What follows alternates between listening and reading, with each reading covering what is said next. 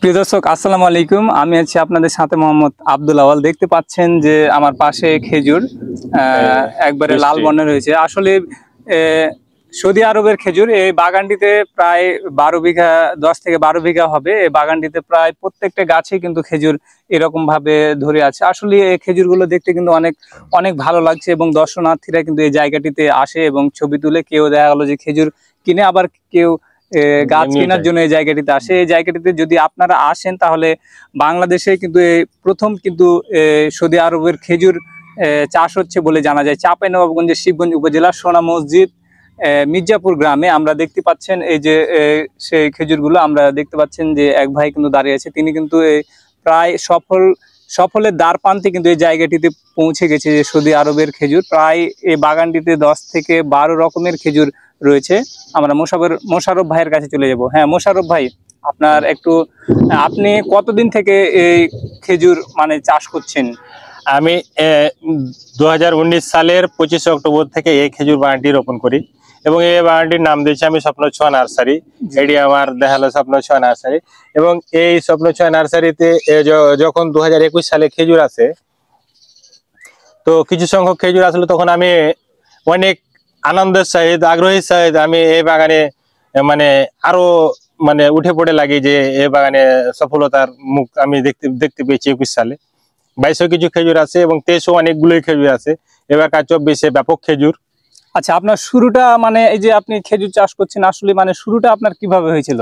শুরুটা হয়েছিল যে আমি ইন্টারনেট ঘাটাঘাটি করতে লেগে দেখলাম যে বাংলাদেশে শুধু খেজুর করা সম্ভব। জি জি জি। অন্য দেশে করছে, ইন্ডিয়া করছে, পাকিস্তানে করছে, আমার বাংলাদেশেও করা সম্ভব। তাই সেখান থেকেই দেখে গেল যে খেজুরের উদ্যোগ, খেজুর একটি শুকনো ফসল এবং এই ফলটা আমরা সংরক্ষণ করে রাখতে পারি প্রায় 25 মাস। এই উদ্দেশ্যেই আমার কাছে কথা হলো যে ফলটা যেহেতু সংরক্ষণ করে রাখা যায়, সেই হিসাবে আমি এই ফলটা করার জন্য আমার অধীর আগ্রহে আমি এই ফলটা চাষ করতে শুরু করেছি।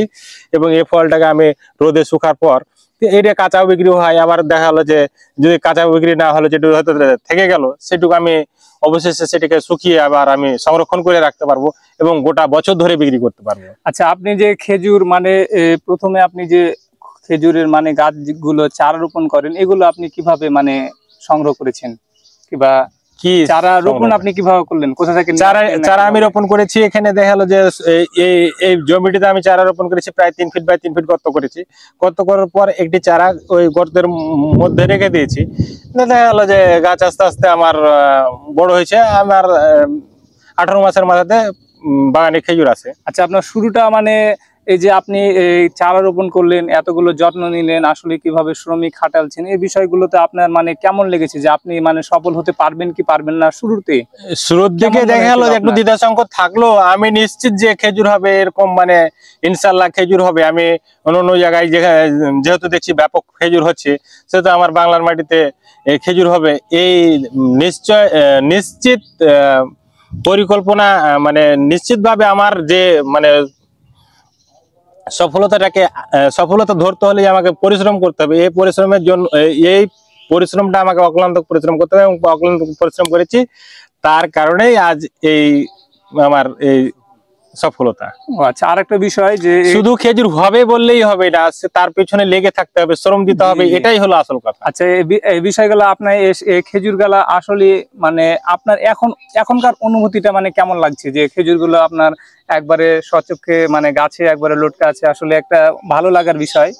ভালো লাগার বিষয় বলতে অনুভূতিটা কি, আমি এখন সফল। আমি এখানে আমার আর কোনো টেনশন নাই যে আমার যে খেজুর গুলা হয়েছে কিভাবে আপনি সেল দেন, বা এই খেজুর গুলো আমি অফলাইন অনলাইন দুই লাইনে সেল দিয়ে থাকি।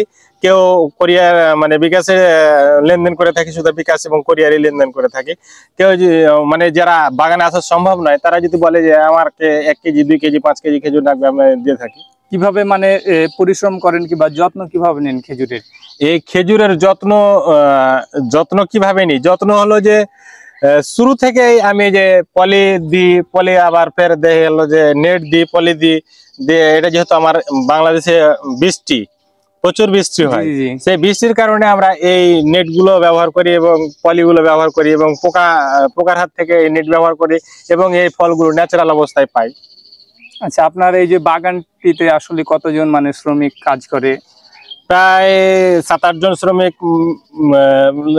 মাঝে ফাঁকে কাজ করে এবং আচ্ছা, আপনি কি মানে কৃষি অফিস থেকে কোনো সহযোগিতা করে কিনা, কিংবা কৃষি অফিস থেকে সহযোগিতা করার জন্য ওরা অনেকগুলো আশ্বাস দিয়েছে, কিন্তু দেখা গেল যে এখন পর্যন্ত কিছু তেমন পাইনি, শুধু খেজুরের উপলক্ষে তেমন কিছু পাওয়া হয়নি। আচ্ছা, আরেকটা বিষয় যে আপনি যেহেতু একজন সফল মানে সফলতায় ধরা যায়, আসলে এরকম কেউ যদি মানে চাষ করে কিংবা অন্য ক্ষেত্রে আমরা দেখেছি যারা আসলে পড়াশোনা করে বেকার ঘুরে বেড়াচ্ছে, আসলে কোনো কিছু একটা করবে, উদ্যোক্তা নিবে, তাদের ক্ষেত্রে আসলে আপনি যে প্রায় 4-5 বছরের মতো হবে, 5 বছর থেকে আপনি আসলে এটা নিজেকে অনেক পরিশ্রম দিয়ে আপনি যখন সফলতা আসছে, সেক্ষেত্রে আপনি যারা যারা যুবক, তাদেরকে আপনি কিভাবে মানে উৎসাহ দিবেন, কিংবা আপনি কোনো কিছু করতে বলবেন কিনা, অন্য কোনো ধরেন যে আনারস কিংবা পেঁপে, তরমুজ, কিংবা আপনার মতো হয়তো যদি কোনো সে উদ্যোগ নেই খেজুর চাষে, সেক্ষেত্রে আপনি মানে কিভাবে তাদেরকে উৎসাহিত করবেন? আমি যখন এই বাগানটি আমি যখন দেখা গেলো যে এই সদি খেজুর চাষ করি, তখন ইন্টারনেটে দেখি যে একটি বাগানি আরেকটা বাগানিকে কোনোভাবে সহযোগিতা করে না। জি, তো হ্যাঁ, আমি এই বাগান থেকে আমি যে শিক্ষাটা অর্জন করেছি, এই শিক্ষাটা বা আমি চাষ পদ্ধতিটা আমি বাংলার মাটিতে যে কেউ করতে চাইলে আমি তাকে অধীর আগ্রহে আমি এই চাষ পদ্ধতিটা আমি বলে থাকি এবং এটা এরকম করে করতে হবে, এটা ওরকম করে করতে হবে, এটা এভাবে করতে হবে।